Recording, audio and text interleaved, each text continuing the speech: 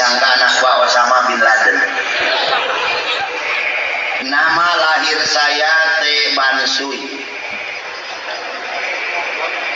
Nama baptis saya Matius. Nama Islam saya Rohmat Hidayat Saripudin. Gelar saya MBA MM. MBA dan MM ini bukan gelar pemberian salah satu universitas, tidak. Tapi MBA-nya singkatan mantan budak Angon alias pendeta. Kan pendeta gembala menggembalakan domba sesat di dalam gereja, betul.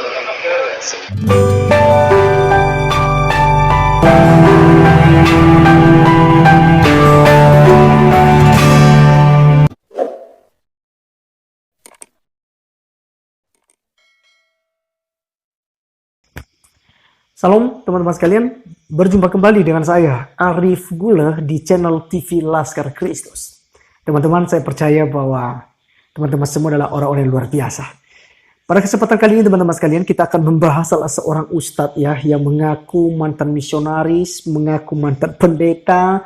Dia juga mengaku dia bersekolah di 7 negara teman-teman sekalian, bukan main-main ya, atau bukan kaleng-kaleng. Dan dia pernah bergabung di Dewan Gereja ya di Indonesia untuk mengkristenisasikan Indonesia atau orang-orang Islam, dan lebih parahnya lagi dia sampaikan bahwa untuk menghancurkan agama Islam. Teman-teman sekalian, tentu saja ini provokasi ya. Dia mencoba untuk memancing umat Islam supaya umat Islam itu punya perspektif yang menyalahkan orang-orang Kristen, ya. Pada dasarnya orang Kristen itu punya tujuan untuk menghancurkan umat Islam gitu ya. Jadi dalam pernyataannya itu seakan-akan orang Kristen ya punya visi misi seperti itu teman-teman sekalian, untuk menghancurkan umat Islam yang ada di Indonesia. Kita tidak perlu lama-lama teman-teman sekalian, kita akan berkomentar nanti secara bersama-sama, dan saya minta komentar teman-teman seperti apa. Nanti kita akan bahas di video selanjutnya. Untuk itu, mari kita langsung saja untuk menyimak videonya yang ada berikut ini. Disangka anak Pak Osama bin Laden. Nama lahir saya T. Bansui. Nama baptis saya Matius. Nama Islam saya Rohmat Hidayat Saripudin. Gelar saya MBA MM. MBA dan MM ini bukan gelar pemberian salah satu universitas, tidak. Tapi MBA-nya singkatan mantan budak Angon alias pendeta. Kan pendeta gembala menggembalakan domba sesat di dalam gereja, betul. MM-nya mantan misionaris. Pendidikan sekolah Alkitab saya di 7 negara. Jadi kalau di Islam mungkin masantren. Yang pertama saya mengambil STT, Sekolah Tinggi Teologi di Beijing. Yang kedua di Belanda. Ketiga di Vatikan. Keempat di Jerman. Kelima di Australia. Keenam di Venezuela. Ketujuh di Korea. Dan selama 6 bulan saya dididik di Amerika, tepatnya di Boston, untuk mengikuti strategi misionaris. Sepulang dari Amerika kembali ke Indonesia, bergabung dengan Dewan Gereja Indonesia dengan tugas untuk mengkristenisasikan Islam yang ada di Indonesia, atau jelasnya untuk menghancurkan Islam. Ya teman-teman sekalian, tentu saja ketika teman-teman mendengarkan hal ini, yang Kristen akan tertawa terbahak-bahak. Bahkan kita bisa katakan ini sebuah lelucon teman-teman sekalian, yang boleh menghibur kita pada kesempatan kali ini teman-teman sekalian ya, yang menonton channel ini. Nah, ini saya heran teman-teman sekalian ya. Sebelum kita berkomentar ini, saya mau sampaikan bahwa saya heran ya. Akhir-akhir ini begitu banyak sekali para mu'alaf yang memang mengaku diri itu terlalu hebat ketika mereka di Kristen gitu loh. Jadi kalau kualitasnya seperti ini teman-teman sekalian, seperti ceramah daripada salah seorang ustadz ini, saya pikir teman-teman tidak berbobot. Nah, mau jadi apa umat yang dibimbing? Mau jadi apa orang-orang Islam yang mendengarkan ceramah seperti ini, teman-teman sekalian? Ya, jadi kita akan membahasnya, teman-teman, bahwasanya apa yang disampaikan oleh ustadz ini semua kebohongan, ya, semua kebohongan. Karena tentu saja, ya, apa yang disampaikannya itu tidak masuk akal, teman-teman. Yang pertama tadi dia punya nama lahirnya itu Stefanusia, ya, Stefanusia, dia punya nama sejak lahir. Nah, kemudian nama baptisnya dikasih Matius, ya, dan juga setelah udah mualaf masuk ke Islam diberikan nama Rohman Hidayah Sarifuddin, ya.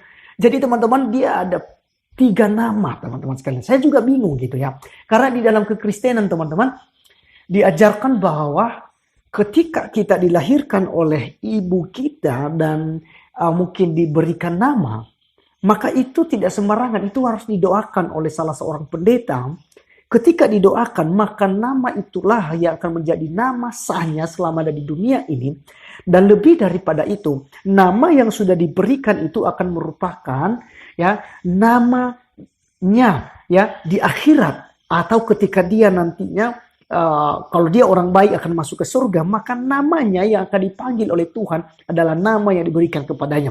Contoh, saya punya nama Arif Gulo, ya, Arif Gulo, dan nama saya telah dicatat di dalam kitab kehidupannya Tuhan. Ya, jadi di hari kiamat Tuhan panggil, mana Arif Gulo? Bukannya si Ucok yang datang, ya, bukan juga yang si Matius tadi atau Lukas, bukan itu yang datang, tapi yang namanya Arif Gulo gitu loh. Ya, jadi kita dipanggil sesuai dengan nama kita. Kita dikenal sesuai dengan nama kita, teman-teman sekalian. Nah, jadi lucunya di sini bahwa dia punya nama yang begitu banyak, begitu luar biasa. Maknanya itu aneh. Dan setahu saya, teman-teman sekalian, orang-orang yang masuk ke Kristen lalu dibaptis, itu jarang sekali, ya, jarang untuk dirubah nama. Misalnya namanya itu Arif, ya. Maka ketika misalnya masuk ke agama Kristen, misalnya sebelumnya saya Islam lalu masuk ke Kristen, itu seringkali tidak diubah nama kok, ya, tetap saja pakai nama itu, gitu. Nama itulah yang akan dipakai nanti, nama itulah yang akan dipanggil, ya. Jadi teman-teman sekalian, dari perkenalannya saja ini kita sudah simpulkan bahwa dia benar-benar berbohong. Dan yang berikut, teman-teman sekalian, mengenai gelarnya, teman-teman, ya, walaupun di dalamnya tadi dia katakan bahwa gembala-gembala, ya, dia sebenarnya itu menyudutkan Kristen lagi, ya, menghina Kristen lagi, menghina gembala-gembala, pendeta-pendeta, teman-teman sekalian. Dia berkata bahwasanya para pendeta dan penggembala-gembala itu yang melayani di gereja itu mereka menggembalakan domba sesat, ya, mereka menggembalakan domba sesat katanya. Ya, jadi teman-teman sekalian, ini penghinaan sebenarnya bagi orang-orang Kristen, termasuk saya, teman-teman sekalian, sebagai pelayan gereja, sebagai hamba Tuhan, ya. Dan juga kalau dikatakan saya sebagai misionaris, saya sebagai misionaris, teman-teman sekalian. Dan itu tidak sembarangan. Untuk menjadi salah seorang misionaris itu ada pelantikannya, ya, ada surat, ada pegangan, ibarat KTP, identitas, teman-teman. Ya, kita harus punya itu. Di video saya ketika saya komen Ustadz Nadar itu saya sudah tampilkan, teman-teman. Saya punya surat pentabisan sebagai misionaris, ya, atau penginjil bahasa Indonesianya. Nah, teman-teman, itu ada lengkap. Bahkan kependetaan juga ada kartu kependetaan. Ya, tidak sembarangan, ya, untuk mengaku sebagai misionaris, sebagai pastor atau pendeta, ya. Tidak sembarang, teman-teman sekalian, ya. Jadi ini kekeliruan. Dan yang lebih menarik di sini, teman-teman sekalian, bahwa dia katakan dia belajar di 6 atau 7 STT, teman-teman sekalian. Tadi pertama dikatakan di Beijing, ya, dia belajar STT di sana. Oke, mungkin di Beijing ada STT, teman-teman. Kita belum cek, ya, karena saya belum cek juga di Beijing itu apakah memang ada STT, Sekolah Tinggi Teologi Kristen. Nah, kedua, dia lanjutkannya di Belanda. Lalu dia ngambil apa lagi, teman-teman sekalian? Kalau seandainya di STT, kecuali satu tahun, ya, misalnya di Beijing dia 1 tahun, lalu mungkin dipindahkan ke Belanda 1 tahun, lalu ke Vatikan 1 tahun, ke Jerman 1 tahun, dan juga Australia 1 tahun, New Peninsula 1 tahun, kemudian di Korea juga misalnya. Jadi kalau seandainya pun dia dipindahkan 1 tahun, ini pun berlebihan teman-teman sekalian. Karena untuk menjadi salah seorang sarjana di sarjana teologi ya, itu harus kuliah selama 4 tahun saja teman-teman sekalian. Jadi kalau mungkin sampai 7 tahun berarti dia akan masuk yang disebut dengan magister teologi ya. Atau mungkin dia ngambil bagian misi atau apalah ya. Mungkin master pendidikan agama misalnya, agama Kristen, bisa jadi. Jadi dia menggunakan waktu sekitar 7 tahun. Nah teman-teman, kita coba hitung ya. Karena kita anggap dia menyelesaikan STT dari misalnya di Beijing tadi dia 4 tahun. Dan kalau ada 7 STT dia kuliah, otomatis 7 kali 4 itu udah 28 tahun dia membuang waktunya untuk belajar Alkitab. Dan juga belajar tentang teologi ya. Bagaimana untuk menafsirkan, bagaimana untuk membela iman Kristen contohnya ya, berapologetika dan lain sebagainya teman-teman sekalian. Mungkin juga kehidupan kerohaniannya seperti apa harus dibentuk semua. Nah, kalau dia udah sampai 28 tahun ini, saya rasa bahwa ini udah menjadi mahasiswa abadi teman-teman sekalian, mahasiswa abadi. Nah, jadi ini sangat tidak benar teman-teman, karena di Beijing di Belanda ini boleh saja ada STT di sana, boleh saja juga dia sudah belajar di sana. Tetapi yang paling lucu di sini kalau kita mau lihat teman-teman, bahwa dia memang benar-benar penipu, yaitu ketika dia berkata dia sekolah di Vatikan. Ya, di Vatikan Roma tentunya. Nah, di Vatikan teman-teman sekalian, tentu saja dia udah beda jalur. Karena kalau dia belajar di sekolah tinggi teologianya Kristen, tidaklah mungkin dan tidak masuk akal kalau dia ke Vatikan Roma.